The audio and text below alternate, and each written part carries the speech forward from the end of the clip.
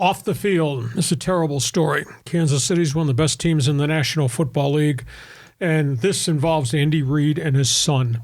Andy Reid's lost his oldest son to drug addiction, a heroin overdose.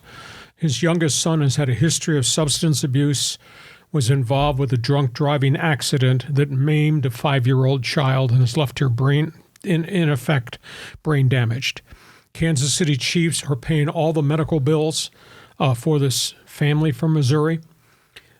Britt Reid pled guilty finally to felony DUI. Came flying out of Arrowhead Stadium, up a ramp, 83 miles an hour, rear-ended a family's car that had stalled on the edge of the exit ramp, caused all types of catastrophic damage to this child, injured another child, multiple people got hurt, arrested immediately. Britt Reid, and it's very controversial, sentenced to 3 years in prison. The prosecution had the ability to sentence him to the max 7 years without early parole, and for some reason it did not happen. I don't know whether it was the prosecution, whether it was the district attorney.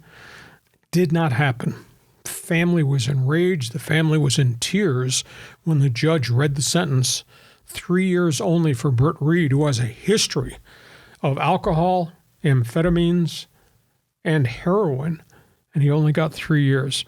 Andy Reid has not talked about this with the exception of the first day when Britt Reid was arrested after the terrible accident coming from a coach's meeting at Arrowhead. An unbelievably sad story. That coupled with the death of the older son, Garrett Reid, who died in the Eagles training camp in the team dorm of a heroin overdose.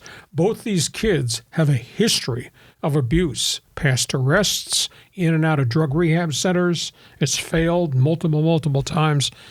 As great as Andy Reid is as a coach, you question, what was he like as a father as all this was evolving? It's a sad story. It's not going to go away, and it's a terrible story for the family who have a 5-year-old child that is a vegetable because of this drunk driving accident by Britt Reid. Yeah, I mean, it's a sad story. It does make you kind of wonder how the children, in this case, Andy Reid's children were raised. They both have to find a way to escape reality and go to drugs and alcohol.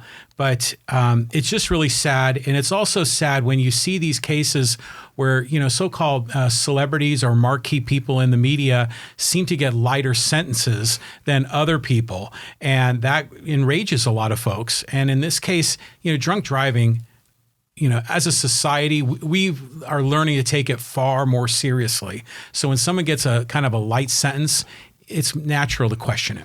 Very much so.